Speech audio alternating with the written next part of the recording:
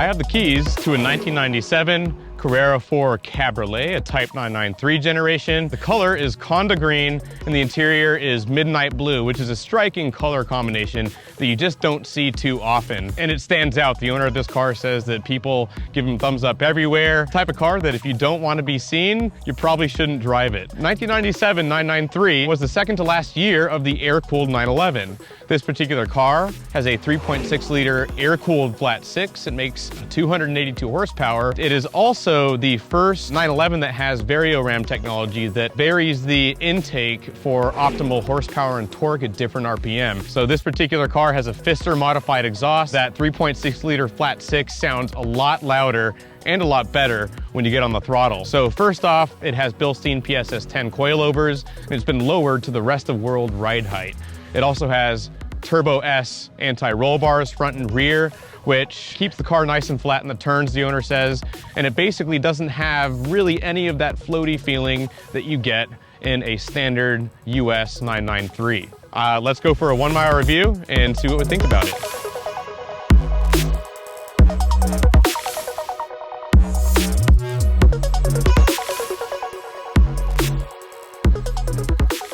Be sure to log into your YouTube account, subscribe to our channel, and turn on notifications so you don't miss a video.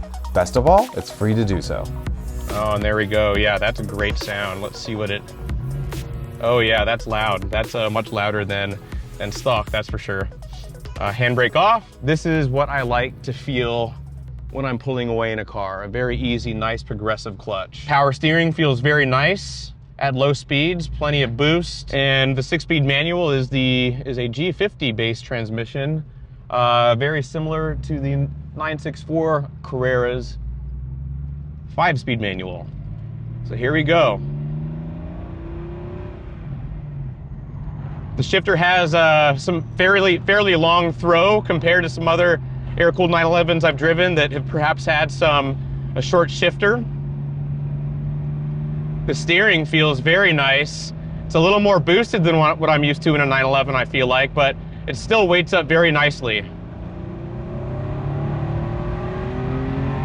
Oh yeah, full throttle second gear there. Very smooth engine that pulls hard. 282 horsepower is a good amount of horsepower even for nowadays. Pretty long throws in this transmission, which is not a bad thing, but something I'm not quite used to with more modern cars having slightly tighter throws. But the throws are very positive, and I don't think it'll be easy to miss a gear. Just heel-toed right there, very easy. Oh yeah, very nice. And there's nothing like driving a 911 that's a convertible. You know, it's not too often I drive convertible cars, though I'm getting some experience behind the belt.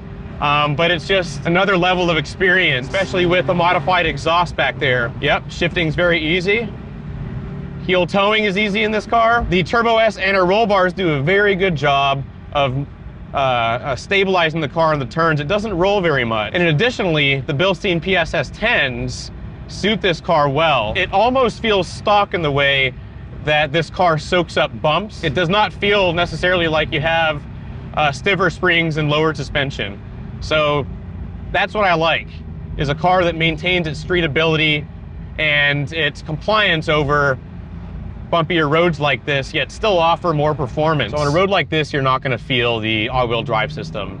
You'd have to be pushing it much harder probably to feel the benefits, or I guess, you know, depending on if you like rear-wheel drive or all-wheel drive, the drawbacks of having all-wheel drive in a sports car on a dry day, no rain, not in the cold. The thing is, that means you can drive this car pretty much whenever you want. You could drive it in the snow if you'd like, but you know, this one is quite a bit nicer than your average 993. I didn't even want to put GoPros on the paint because it's so nice, not even a single swirl. It's happy to just putter around at 2,500 RPM, and at a little over 40 miles an hour in third, I'm gonna downshift back to second. So fairly long gearing in this car, it feels like. This is a very pleasant 911 to drive, and it feels very original and stock, even though it isn't, partly because that suspension is so compliant, even though it's lowered, and the gear lever just has that really long yet positive throw. Just like any good 911, I'm already used to the floor hinge pedals, and yeah, this is just a joy. you can really tell that, you know, this is the end of the line for the air-cooled 911, and that Porsche gave it their all. It's more refined than other air-cooled 911s I've driven. You can tell that this is the end of the development cycle for this car. This is when Porsche gave it their all. So we have a rating system with 4 ratings. First one is Car Show. Man, this 911 with its very unique, rare color of Conda Green with a midnight blue interior, not a color combination that you would normally see on a 911 like this. It stands out, and the condition of this car is amazing. This might be one of the nicest 993s in the US. I would not put it past this car. So Car Show, I'm gonna say this is an 8. This is a car that could park at the front or near the front of a car show, and especially a Porsche show, with how bright and eye-catching it is, and with all the cool options that are in this car. Daily driver, as I said before, this could be a California daily driver. You have enough room in the front, got room in the back seats, maybe not for people, but you know, at least for stuff, if you got to bring some things into work and take your coworker to lunch or something, and you would be perfectly comfortable. The gas mileage may not be all that great compared to modern cars, but overall, very comfortable car. You could daily drive it if you were willing to put on the miles on a car like this and risk it being out in the wild, in parking lots all the time, every day. But this is not that type of car. So for daily driving, I'm gonna give it a 6.5, because it's comfortable enough to be a daily driver, but it's just a little bit too nice to daily drive. So 6.5 for that. This car would be a good road trip car, slightly better than daily driving, because you can really just sit in this car, put on the miles, and be in total comfort. No trunk, but you can put some stuff in the back seat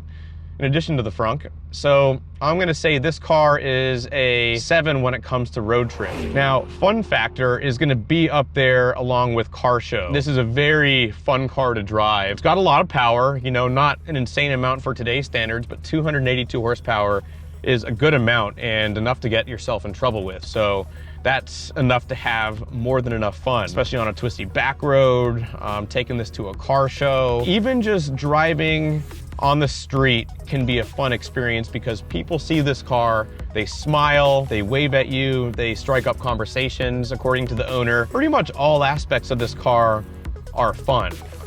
There's nothing about it that doesn't scream like you wouldn't have a good time. I'm gonna give this an 8 for fun factor, because it's just one of those types of cars that just, how could you not have fun in it? And that ends our 1 mile review. If you like this video, please like the video, give it a thumbs up. We'd love to hear your comments on it. Let me know if you have any additional commentary on this car. If I got something wrong, do you disagree with me? Let me know in comments. And if you like videos like this, 1 mile review, and our other content, we would really appreciate it if you subscribe to our channel and turn on notifications so you don't miss an upload. All right, until next time.